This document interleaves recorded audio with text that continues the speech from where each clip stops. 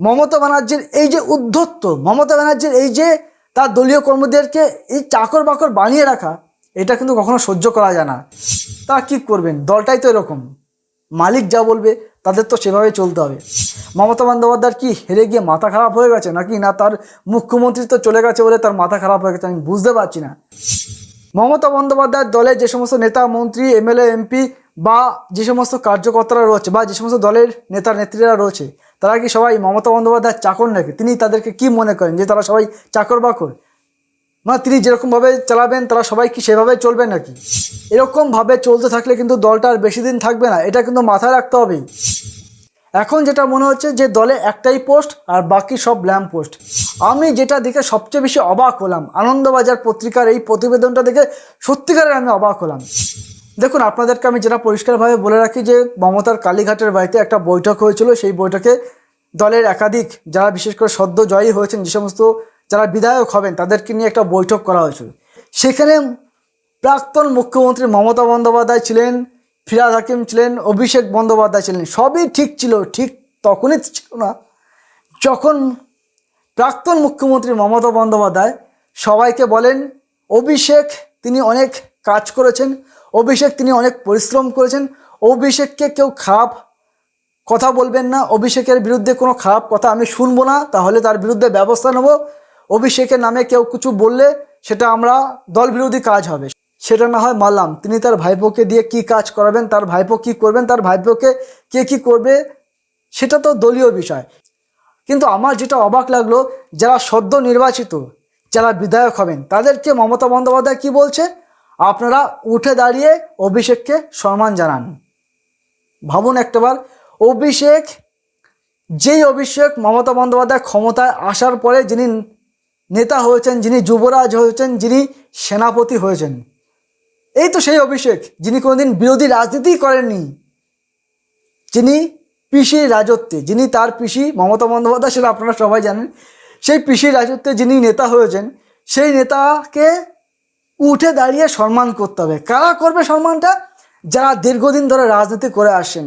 এমনও ব্যক্তিরা আছেন যারা অভিষেকের জন্মের আগের থেকে রাজনীতি করেন, যারা একাধিকবার এমএলএ এমপি হয়েছেন, যারা একাধিকবার এমএলএ হয়েছেন, বিশেষ করে যারা বহু বছর, এমনকি অভিষেক বন্দ্যোপাধ্যায়ের জন্মের আগে থেকে যারা রাজনীতি করছেন, সেই হাঁটুর বয়সী অভিষেককে উঠে দাঁড়িয়ে সম্মান জানাতে হবে।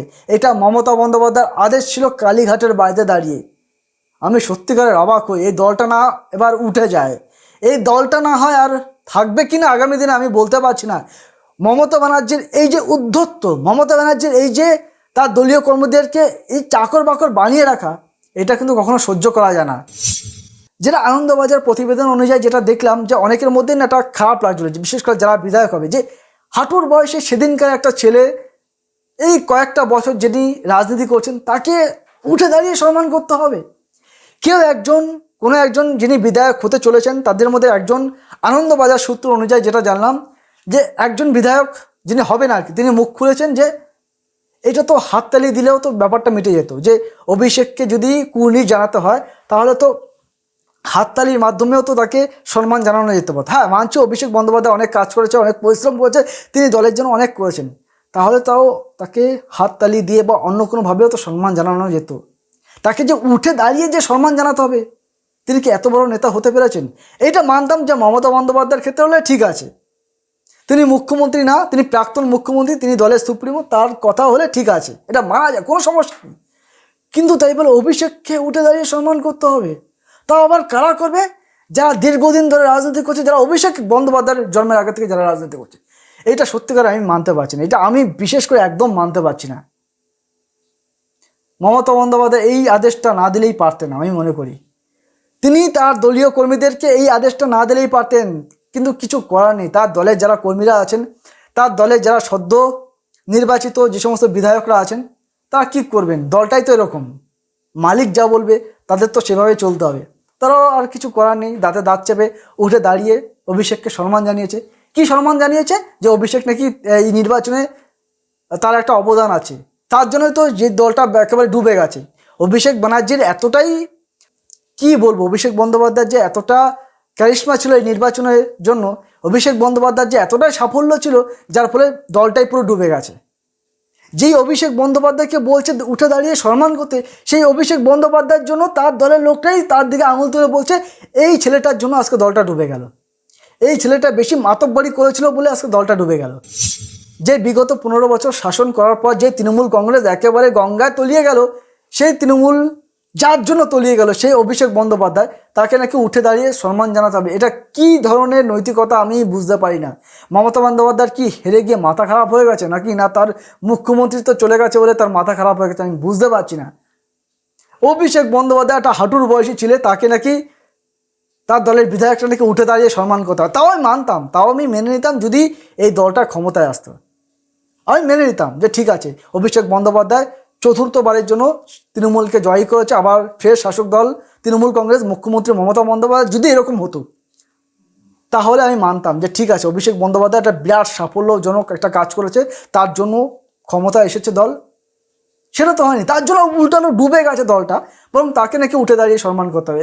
এগুলো না আমি একদম মানতে পারছি। এই ধরনের উদ্যোক্ত আমি মনে করি মমতা বন্দ্যোপাধ্যায় আগে থেকেই, কি বলবো আমি আর বলার ভাষা খুঁজে পাচ্ছি না। তিনি যে দলের নেতাদেরকে এইভাবে চাকর বাকর ভাবে, তার এই সব আচরণ দেখলে মানে আর কি বলবো, মানে এগুলো আমার একদম পছন্দ হয় না, বিশ্বাস করুন এসব আমার একদম পছন্দ হয় না।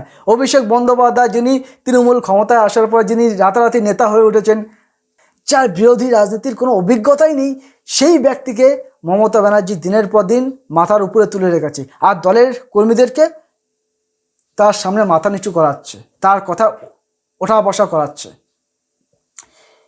এই মানুষটা রাতারাতি শাসক দলের ক্ষমতা থেকে একেবারে সেনাপতি হয়ে উঠেছেন। তিনি সর্বভারতীয় দলের সাধারণ সম্পাদক হয়েছেন, যার বাড়িতে থেকে প্রচুর সিকিউরিটি, যিনি এতদিন সিকিউরিটি নিয়ে ঘুরতেন। মানে আমরা দেখতাম মমতা বন্দ্যোপাধ্যায়ের থেকেও মনে হয় বেশি সিকিউরিটি ছিল ওই অভিষেক বন্দ্যোপাধ্যায়ের সময়। যখন তিনি অভিষেক বন্দ্যোপাধ্যায় রাস্তা দিয়ে যেতেন, ওরে কি সিকিউরিটি, আমি তো ভাবতাম যে কোনো মুখ্যমন্ত্রী হয়তো রাস্তা দিয়ে যাচ্ছে। দেখুন, মুখ্যমন্ত্রী থাকাকালীন মমতা বন্দ্যোপাধ্যায় তিনি অনেক পরিমাণে সিকিউরিটি নিয়ে ঘুরতেন, তিনি তার জন্য আলাদা একটা সিকিউরিটির ব্যবস্থা ছিল, মানতাম। তিনি মুখ্যমন্ত্রী, তিনি দলের সুপ্রিমো, তার জন্য না হয় মেনে নেওয়া যায়, সেটা নিয়ে আমার কোনো সমস্যা নেই।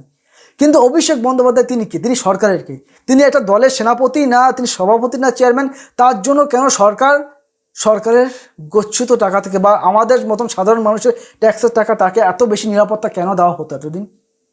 তার বাড়িতে, তার অফিসে একটা বিরাট পরিমাণে নিরাপত্তা ছিল, আপনারা ইতিমধ্যে খবরও দেখেছেন। দেখুন, সরকারি প্রোটোকল অনুযায়ী তার জন্য যতটা নিরাপত্তা বরাদ্দ ছিল ততটা থাকলে ঠিক আছে, কিন্তু তার থেকেও বেশি পরিমাণে তিনি নিরাপত্তা পেতেন, এটা তো ঠিক না। যার জন্য এবার লালবাজার খুব ভালো কাজ করেছে, সে যার নির্দেশেই করে থাকুক না কেন, একটা অন্তত ভালো কাজ করেছে। যে অভিষেক বন্দ্যোপাধ্যায়ের বাড়ির সামনে থেকে যে অতিরিক্ত নিরাপত্তা সে তুলে নিয়েছে, খুব ভালো হয়েছে। এই অভিষেক বন্দ্যোপাধ্যায় যখন রাস্তা দিয়ে যেত না, কোনো সাধারণ মানুষ চলাফেরা করতে পারতো না, পুরো ভিআইপি প্রোটোকল নিয়ে তিনি চলতেন। তিনি একজন সাধারণ সাংসদ না, মানতাম যে তিনি একজন মন্ত্রী, তাহলে না মারা যেত, তাহলে এতটা নিরাপত্তা তবুও সেটা মানা যেত না, তবুও না হ্যাঁ মানতাম যদি তিনি একজন কোনো মন্ত্রী হতেন, তাও তো না। তিনি যখন রাস্তা দিয়ে যেতেন আপনারা অনেকে দেখেছেন, মানে 1 ঘন্টা আগে থেকে রাস্তা অবরোধ হয়ে যেত, কনভয়, প্রচুর পরিমাণে পুলিশি নিরাপত্তা, মানে নিরাপত্তার বহর দেখে আমি অবাক হয়ে গেছিলাম যে এ আবার কোনো একজন মুখ্যমন্ত্রী না তো, মানে মমতার দ্বিতীয় কোনো মুখ্যমন্ত্রী না তো, সেটা ভেবে মাঝে মাঝে অবাক হয়ে যেতাম। সেই অভিষেক বন্দ্যোপাধ্যায়কে এতটাই মমতা তাকে মাথায় তুলে নিয়েছিল, তার ভাইপো বলে হয়তো তিনি এতটাই মাথায় তুলে নিয়েছিল কিনা আমি জানি না, যাকে আজকে রাতারাতি নেতা বানিয়ে দেওয়া হয়েছে, যাকে আজকে রাতারাতি, যার কথা আজকে দলটা চলে, সমস্ত তৃণমূলের নেতাকর্মীরা যাকে নেতা বলে মানে মমতা ব্যানার্জি, অভিষেক ব্যানার্জি, এরা দুজনই আমার নেতা। আরে অভিষেক বন্দ্যোপাধ্যায় সেদিনকার নেতা, ও কি এমন নেতা, ওর জন্য এত বেশি সিকিউরিটি কেন থাকবে? আজকে ওকে সম্মান দেওয়ার জন্য তার সিনিয়র, মানে আজকে মমতা বন্দ্যোপাধ্যায়ের সমান যাদের বয়স, যারা পুরনো রাজনীতিবিদ, যারা দীর্ঘদিন ধরে রাজনীতি করে আসে, তাদের কাছকে অভিষেকের সামনে মাথা নিচু করালো। যে সমস্ত বিধায়করা আছে তারা কতটা মনে প্রাণে ব্যাপারটাকে গ্রহণ করলো। অবশ্য তাদের কাছে এছাড়া কোনো উপায় ছিল না, তারা এটা নিয়ে খোলাখুলি কোনো মন্তব্য করেনি। এটা নিয়ে আনন্দবাজার পত্রিকা একটা প্রতিবেদন করেছে, সেই প্রতিবেদন দেখে যেটা আমি তো পুরো চমকে উঠেছি, সেটা আপনাদের সামনে আমি তুলে ধরলাম।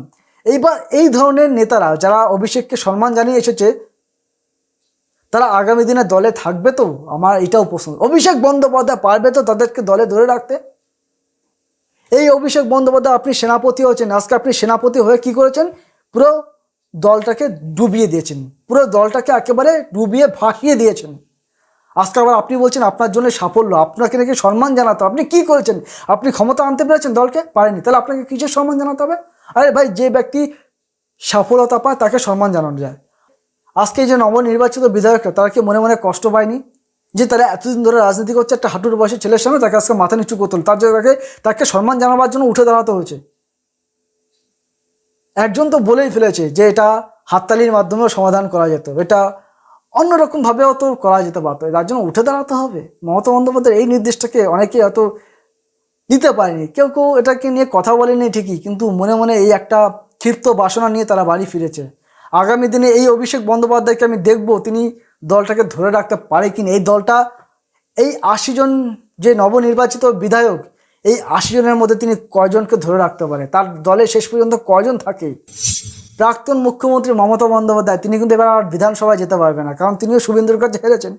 অর্থাৎ তার রাজনৈতিক জীবন, এমনকি অভিষেকের এই রাজনৈতিক জীবন আগামী দিনে কেমনভাবে চলে, তার অভিষেকের রাজনৈতিক পরিকল্পনা কিভাবে আগামী দিন চলে, তিনি তার ভবিষ্যৎ কি হবে, সেটা নিয়ে অলরেডি অনেকে আলোচনা করতে চলেছে। দেখুন, আগামী দিনে অভিষেক বন্দ্যোপাধ্যায়ের রাজনৈতিক ভবিষ্যৎ কি হতে পারে, কারণ তার পিসির যে দল, তার যে তৃণমূল কংগ্রেস দল, সেই দলটা তো আজ আর শাসন ক্ষমতায় নেই। আর যেই দল শাসন ক্ষমতায় নেই, একটা আঞ্চলিক দল, তাই সেই দলের গুরুত্ব কতটা আগামী দিনে মানুষ দেবে, কতটা তিনি লড়াই করতে পারবেন। মমতা বন্দ্যোপাধ্যায়ের কিন্তু বয়স হয়েছে, আগে তিনি তার বয়স আগে কম ছিল, তার একটা বিরোধী নেত্রী হিসাবে তার একটা ইমেজ ছিল। এখন কিন্তু এই ডিজিটাল সময় দাঁড়িয়ে, এই বর্তমান সময় দাঁড়িয়ে মমতা বন্দ্যোপাধ্যায় তিনি কতটা ফাইট করতে পারবে, তিনি কতটা বিরোধী আসনে থেকে তিনি কিভাবে রাজ্যকে নেতৃত্ব দেবে, তিনি কিভাবে দলকে নেতৃত্ব দেবে, সেটা তো আগামী দিন দেখা যাবে। এমনকি অভিষেক বন্দ্যোপাধ্যায়ের এই ভবিষ্যৎ, তাকে যেমন আজকে বড় বড় নেতাদেরকেও আজকে তাকে সম্মান করতে হয়, তাকে উঠে দাঁড়াতে হয়, এটা সত্যি মেনে নেওয়া যায় না। তারা ভাবছেন যে তাদের দলের নেতাকর্মীরা সবাই চাকর বাকর। আমি জানি না এই সমস্ত নেতারা কীভাবে এই জিনিসটা সহ্য করে, কীভাবে তারা হজম করে নিয়ে যায়। এতদিন শাসক দল ছিলেন, এতদিন ক্ষমতায় ছিলেন, তাই অনেকে সহ্য করেছে, অনেকে দলে ঢোকার জন্য, মানে ক্ষমতায় আসার জন্য, এমএলএ এমপি হওয়ার জন্য অনেকে অনেক কিছু সহ্য করেছেন, পদ পাওয়ার জন্য, তাদের নিজেদের স্বার্থের জন্য তারা অভিষেককে নেতা বলে মেনেছেন। দেখুন, প্রাক্তন মুখ্যমন্ত্রী মমতা বন্দ্যোপাধ্যায় তিনি তার দলের নেতাকর্মীদের সাথে বকাঝকা করতে পারেন, তাদেরকে শাসন করতে পারেন, তাদেরকে নির্দেশ দিতে পারেন, সেসব ঠিক আছে, কোনো সমস্যা নেই। কিন্তু যে দলটা এখন আর শাসন ক্ষমতায় নেই, যেই মমতা এখন প্রাক্তন মুখ্যমন্ত্রী হয়ে গেছে, এখন অভিষেক বন্দ্যোপাধ্যায় কি করে আমি দেখব, তিনি কত বড় নেতা হয়েছেন এটা আমি দেখব, এবং আপনারাও দেখতে পাবেন তিনি কত বড় নেতা হয়েছেন। তাকে যে এই যে উঠে দাঁড়িয়ে তাকে যে সম্মান করতে হলো, হেরে যাওয়ার পরে, দলকে ডুবিয়ে দেওয়ার পরেও যে তাকে সম্মান করতে হয়েছে, এবার আমি দেখতে চাই তিনি বিরোধী নেতা হিসেবে কতটা তিনি কী করতে পারেন, তার আগামী দিনের ভবিষ্যৎ কী হয়। এবার তিনি যদি কোনো খেলা দেখাতে পারেন তাহলে মেনে নেব। এতদিন তারা বলেছেন খেলা হবে খেলা হবে, এবার দেখি তিনি কতটা খেলা দেখাতে পারেন, তাহলে মানবো যে অভিষেক বন্দ্যোপাধ্যায় সত্যি তিনি একজন নেতা হয়ে উঠেছেন। এতদিন আপনারা বলেছেন তিনি যুবরাজ, তিনি সেনাপতি, তিনি অমুক তমুক, এসব কিচ্ছু নেই, সব ওই ক্ষমতা থেকে, পিসি রাজত্ব থেকে, বা আমার যদি এরকম মুখ্যমন্ত্রী পিসি থাকতো তাহলে আমিও এরকম করতাম। মানে যার মুখ্যমন্ত্রী পিসি, যার বাড়ির লোক মানে মুখ্যমন্ত্রী, তার তো একটু নেতাগিরি ভাব থাকবে, সে তো কিছু না করলেও তিনি অনেক বড় নেতা হবেন, সেটা তো স্বাভাবিক, তাই তো হয়েছেন।